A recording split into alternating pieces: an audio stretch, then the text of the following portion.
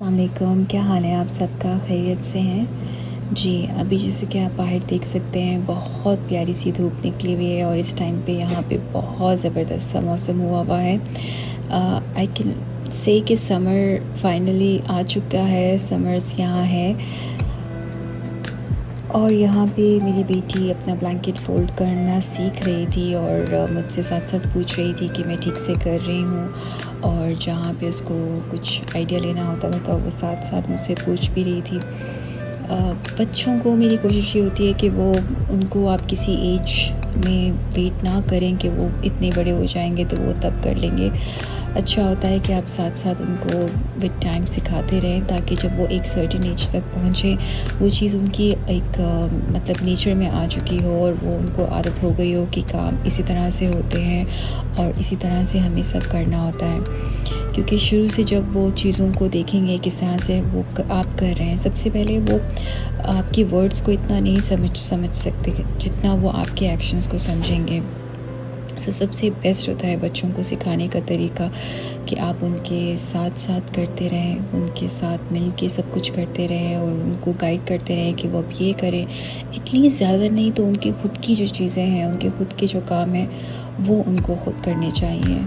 तो इससे उनके अंदर एक सेंस ऑफ रिस्पॉन्सिबिलिटी बिल्ड होगी, उनको आइडिया होगा कि उनके अपने काम है जो उन्हीं को करने और कोई नहीं कर सकता। तो बहुत अर्ली एज से फिर वो इंडिपेंडेंट हो जाएंगे और उनको आइडिया हो जाएगा कि चीज़ों को, क्लटर को, सबको कैसे हैंडल करना है।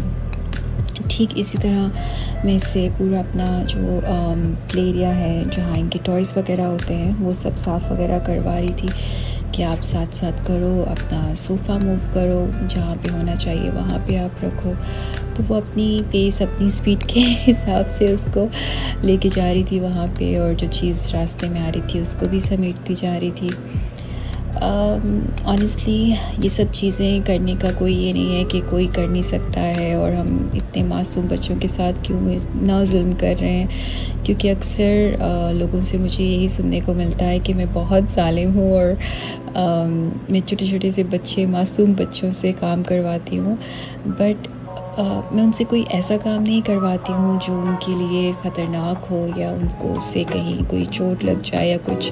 मैं उन्हीं के काम जो होते हैं वही उनसे करवाती हूँ कि जो उनको समेटना है, ऑर्गेनाइज़ करना है और अच्छे से चीज़ों को रखना है सही से सलीके से।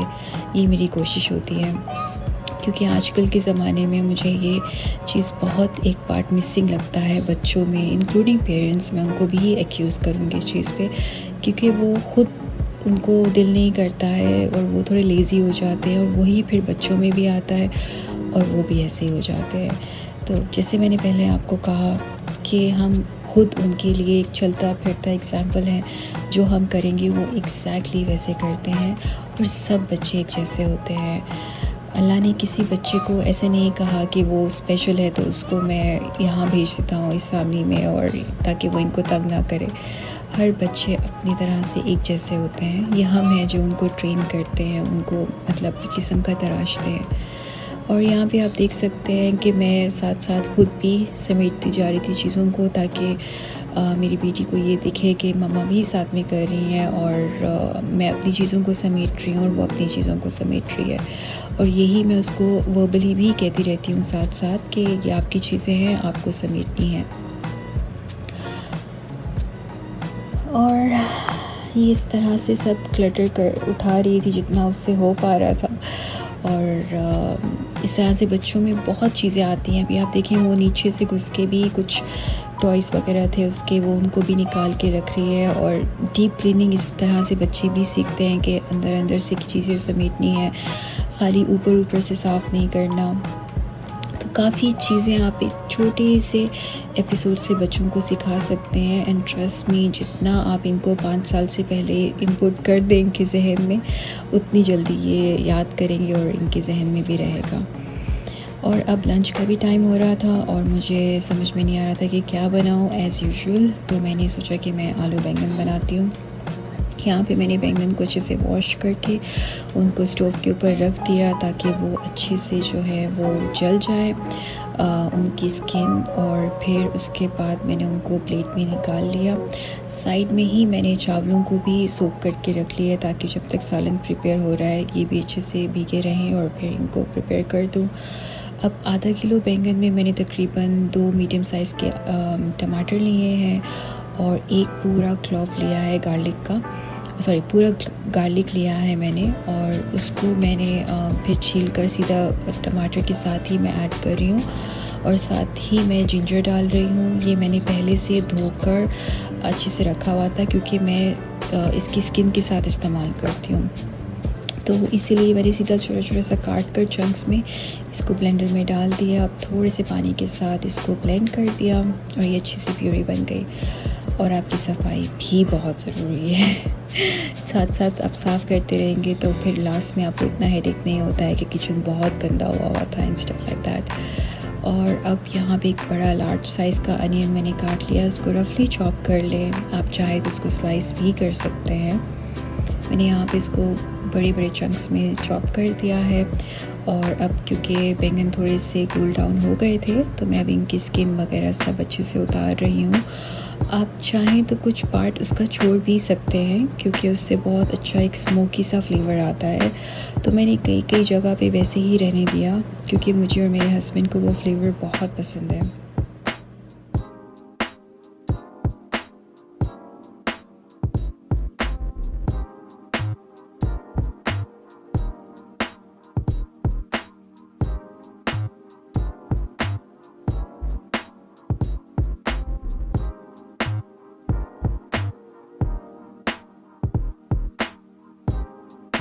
मैंने एक पॉट ले ली है, उसमें मैंने अब थोड़ा सा ऑयल डालूँगी, आप कह लें तकरीबन हाफ़ कप के करीब। और इसमें मैं अभी जो मैंने रफली चॉप्ड अनियंस किए थे प्याज, उनको डाल दूँगी इसमें। अब मेरी कोशिश होती है कि मैं नॉन स्टिक बर्तन बिल्कुल भी इस्तेमाल नहीं करूं, बल्कि मैंने काफ़ी हद तक अपने किचन से ख़त्म कर दिए हुए हैं, तो इसीलिए मैं ज़्यादातर कास्ट आयरन, स्टेनलेस स्टील या जो मिट्टी की हांडी होती है उसी में ही अपने खाने वगैरह बनाती हूँ। और मुझे उसी में मज़ा भी आता है, फ्लेवर का भी, क्योंकि ऑनेस्टली जितना कम हो सके हमें चाहिए कि हम केमिकल्स को या प्रिजर्वेटिव्स को चीज़ों को यूज़ करें, क्योंकि वो हमारी हेल्थ के लिए बिल्कुल भी अच्छी नहीं है और स्पेशली बच्चों के लिए तो बिल्कुल भी अच्छे नहीं है। तो यहाँ मैंने ऑयल में प्याज डाल दिए। अभी मैं इनको थोड़ा सा गोल्डन ब्राउन वगैरह करूँगी ताकि इनका अच्छे से प्यारा सा कलर आ जाए। और साथ ही मैं इसमें तकरीबन 1 टीस्पून के करीब ज़ीरा डाल दूँगी, साबुत ज़ीरा। ऑनेस्टली मेरी ऐसी डालने पे आप मुझे जज नहीं कीजिएगा, क्योंकि मैं अब जब खाना बनाती हूँ तो मैं सब कुछ ऐसे ही अंदाज़े से डालती हूँ और अल्हम्दुलिल्लाह मेरा अंदाज़ा बिल्कुल ठीक जाता है अभी तक तो।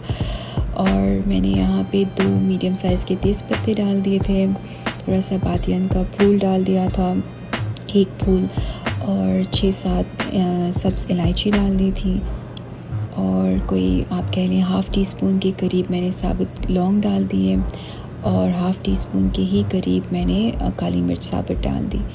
अब ये डालकर मैंने इनको अच्छे से मिक्स कर लिया जब तक कि अनियन जो है वो गोल्डन ब्राउन हो गए। फिर मैंने उसमें थोड़ा सा पानी ऐड कर लिया ताकि वो प्याज जले नहीं, और उसके साथ ही फिर मैंने पूरी टमाटर की जो प्यूरी बनाई हुई थी वो डाल दी। अभी आप यहाँ देख सकते हैं मुझे मेरी स्पाइसेस बिल्कुल मेरी नज़र के सामने है और मुझे इजी रहता है कि मैंने क्या डालना है, तो मैं भूलती भी नहीं हूँ। और अब मैंने तकरीबन आधी चम्मच हल्दी डाली थी और थोड़ा सा सूखा धनिया ज़ीरा पाउडर डाला था तकरीबन हाफ़ टी स्पून के करीब। नमक मैंने डाला है तकरीबन 1 टीस्पून के करीब, और थोड़ी सी कलौंजी भी मैंने डाली थी बीच में, क्योंकि मैं हर चीज़ में कलौंजी इस्तेमाल करती हूँ, तकरीबन 1 पिंच के करीब। और पेपरिका आप कह लें कि हाफ़ टी स्पून से 1 टीस्पून के करीब मैंने डाल दिया। साथ ही मैंने चावल उबलने रख दिए, तो उसमें नमक, लौंग, साबुत काली मिर्च, थोड़ी सी साबुत हरी ये सब्ज़ इलायची, और ये सब डालकर मैंने पानी को उबलने दिया।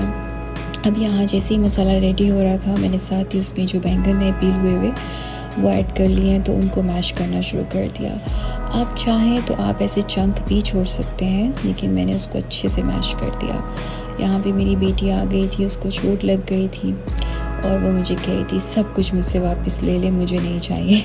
मैंने फिर से उसको उसकी हैट पहना दी और फिर मैंने उसकी आपी को कहा कि प्लीज़ आप इसको आइस पैक दें ताकि थोड़ी सी बेहतर फील करे। तो वो जल्दी से गई, उसने आइस पैक निकाला और इस तरह से ये बिल्कुल भूल गई थी कि इसको कहाँ पे लगा है और कहाँ दुख रहा है, क्या है। एक अच्छे से लेकर उसको बस सब कुछ ख़त्म, यहाँ पे ही पूरी कहानी ख़त्म। जो रोना धोना शुरू हुआ था तो वो यहाँ पे ही सब कुछ संभल गया। और बच्चों के साथ तो आपको खाना ऐसे ही बनाना होता है। तो अभी खैर चावल जैसे ही पानी उबलने लग गया, तकरीबन 1 से 2 मिनट उसको मैंने पानी को उबाला अच्छे से, फिर उसके बाद मैंने चावल डाले। अब मैंने साथ में 8 मिनट का टाइमर भी सेट कर दिया है, क्योंकि अगर आपको परफेक्ट बासमती खिले खिले वाइट राइस चाहिए तो उनका यही तरीका है कि आप आधा पौना घंटा उनको भिगो के रखें या 15 मिनट्स एटलीस्ट, और फिर ऐसे उबलते हुए पानी में उनको डाल दें तकरीबन 8 मिनट के लिए।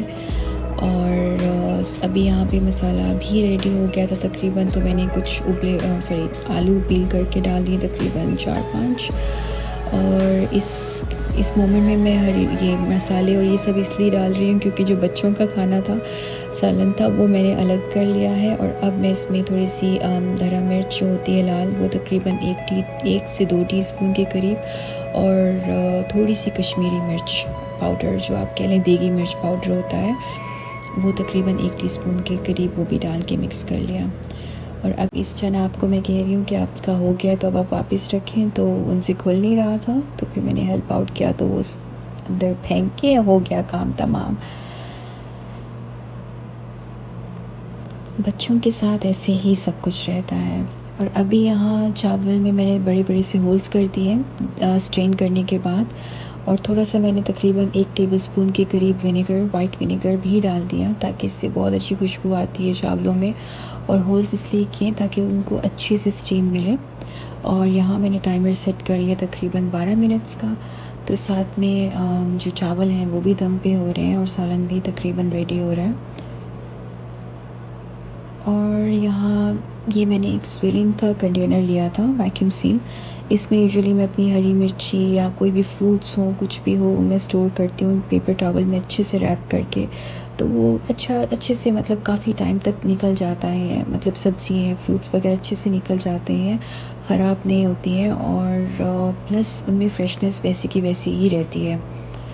तो अगर आप लोग इंटरेस्टेड हैं इस डिवाइस को और इसको जानने के लिए, तो आप ज़रूर कमेंट कीजिएगा। मैं आपसे अमेज़ॉन का लिंक या जो भी इनकी साइट का लिंक है वो शेयर कर दूँगी।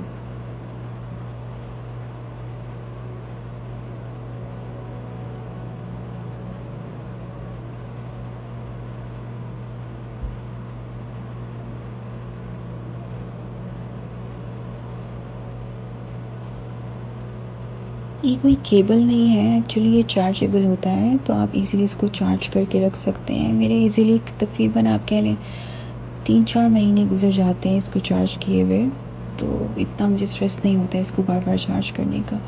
अभी चावल हो चुके हुए थे, मैंने इसमें तकरीबन 1 से 2 टेबलस्पून के करीब घी डाल दिया, और वो घी मैंने घर पे बनाया हुआ है। अगर आप ऐसे मतलब सोच रहे हैं कि इस कलर का और अजीब सा क्यों है, तो मैंने घर पे बनाया। उसका जो बूरा सा होता है वो भी मैं रखती हूँ, मैं उसको फेंकती नहीं हूँ। अब यहाँ पे मैं सर्व कर रही थी अपने हस्बैंड को, उनको बहुत सारा सालन चाहिए होता है और चावल थोड़े कम चाहिए होते हैं। और फिर रिलैक्स होके हम लोग बैठ गए टीवी देखने के लिए खाना खाते खाते। अब यहाँ पे ये 2 मैडम भी बैठी हुई थी, इनको भी हमारी तरह बैठना था काउच पे। और यहाँ आप देख सकते हैं कि मैं मज़े से अपने लंच इंजॉय कर रही हूँ टीवी देखते देखते। ये मेरा एक स्टैंडर्ड स्टाइल है खाना खाते हुए टीवी को इस तरह से देखना। आई एम श्योर आप भी ये सब करते होंगे।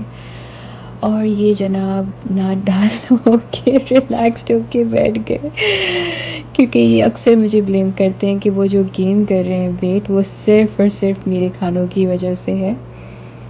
और प्लीज़ कमेंट्स करके बताइए कि कौन कौन से किस किस के हस्बैंड जो है वो ऐसे ही आपको ब्लेम करते हैं अगर आप उनका वेट गेन हो रहा हो या कुछ भी। और कौन कौन मेरी तरह ऐसे रिलैक्स होके खाना खाते हैं। और यहाँ पे ये दोनों जो है रिलैक्स हो रही थी, अपने लिए चिल माहौल बना रही थी। वो बेबी के स्लीपर्स वगैरह उतार के साइड पे समेट के रख रही थी। ताकि जो है रास्ते में नहीं आए, और अब अच्छे से इन्होंने अपना ब्लैंकेट खोला है और एकदम कोज़ी होके दोनों को बैठना है, एग्जैक्टली वैसे जैसे मैं बैठी हुई थी। और ये है आज का पूरा दिन जो खाना पकाने और इन सब में गुजर गया। आई होप आपको अच्छा लगा होगा। अगर अच्छा लगा है तो प्लीज़ लाइक कीजिएगा, सब्सक्राइब कीजिएगा चैनल को।